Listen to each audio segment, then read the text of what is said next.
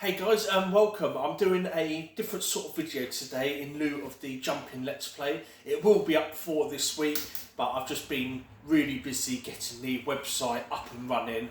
So I've been putting a lot of the products on there, which has taken up most of my time, plus deliveries as well and all the usual stuff.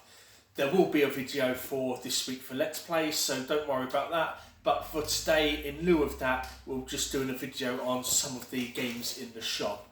Before I start, every single game here is available in the board games library. So if you like what you see here, you want to explore them a bit more, just come on down. It's £2 per person for the whole day. You can try out all of these, plus 200 odd more games as well. Whole variety for everyone. So we'll dive straight into these ones. So first up is perhaps the most recent release out of these. That is Mandrakora. This is a game with a lot of pedigree attached to it. Bruno Cathala in particular, having done games such as Sobek and Trek 12, which are two absolutely amazing games, but perhaps most famously responsible for the King Domino franchise of games. King Domino, Queen Domino, all of that.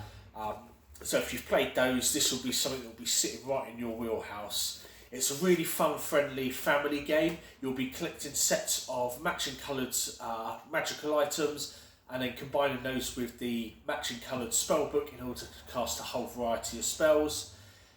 Cast more powerful spells to get more points. It's a bit like the magical version of Ticket to Ride almost, but that is Mandrakora. Another one that has seen a lot of exposure recently is Shamans. This is a trick-taking game, but it also involves hidden roles, which I really do enjoy in a game. This one really kind of twists the trick-taking on its head here because of that hidden role element to the game. So some players are the Shamans and they are trying to stop the shadow from advancing, while the other players, corrupted by the shadow, are actually working to bring the shadow to the planet much sooner. It's a really interesting game of give and take.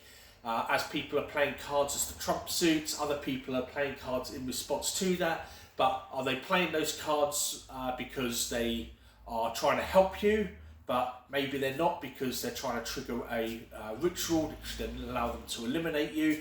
Or are they playing offsuit cards because that's the only one they have, or because they're trying to push the shadow further to the planet? It's a really interesting mix, a really good dynamic there. Definitely sits best at the full complement of 5 players, but a fantastic game, deeply strategic. Really good fun, that one. Here we've got Prehistory. So this is a great little polyomino game where you'll be playing cards in order to claim different hunting grounds. Whoever gets that hunting ground gets the appropriate tile, and then you'll be adding it to your own cave wall, a sort of like painting of the different animals that you've hunted. There's a whole variety of different objectives within the game, and it's the first person to place all 8 of their totems wins the game. It's really straightforward. If you've played other polyomino games such as Baron Park, for example, a lot of this is going to be feeling familiar to you, but it's a great family game. You can dive right in with really young children as well. That is Prehistories. This one is also another relatively new release, and that is Team. This is a bit more of a party game vibe to it. In this, players will be split into teams of 2. One player will have a sequence of cards in front of them. The other player doesn't know what this sequence is. They will be pointing to tiles in front of them. These tiles will have different shapes, colours and animals on them. And then the player who knows what the sequence is trying to convey the information to the other player. However, it does use limited communication, and that's in the form of silly noises. You can make up your own if you want to, but it does have a deck of cards that will randomise a silly noise that you need to make in order to convey the information. And out of all the teams, it's the first one to get it gets the points for that. That's Team.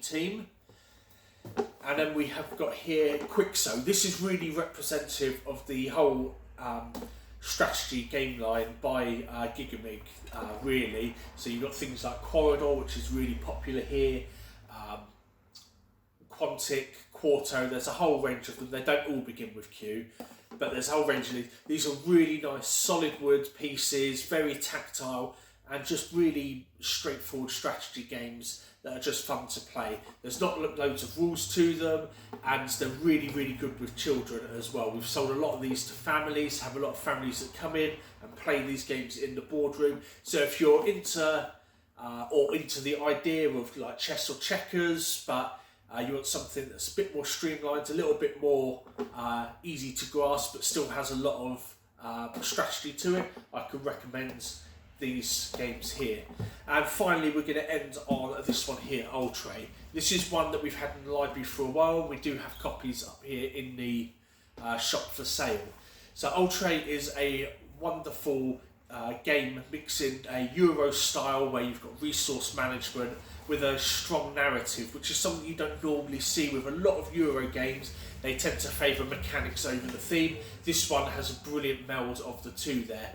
You've got a chronicle that you'll be playing through, as well as the game boards where you'll be collecting resources, moving around the board to save the villagers. It's a big game, there's a lot of stuff to it, but rules-wise it's actually fairly straightforward, so you're not going to be stuck in a setup for too long, and it's fairly easy to grasp. It does include a starting adventure as well, so if you want to learn the game, then you can use that starting adventure to get to grips with how the chronicle works, how the sort of gameplay works. It's cooperative as well, which means you'll all be working together, so that is Ultra. So that is everything there, guys. If you've got any further questions about any of these games, please don't hesitate to ask. Just comment below, call us on 01843 316 281, or visit the shop. As I said at the start of the video, all of these games are in the library, so if you've interest is piqued by any of these, you want to give them a go, just come on down, grab a table, £2 per person for the whole day, and play to your heart's content. Thank you for watching, guys, and we will have the Jump In Let's Play up this weekend, and I hope to see you all soon. Thank you, and we'll see you later.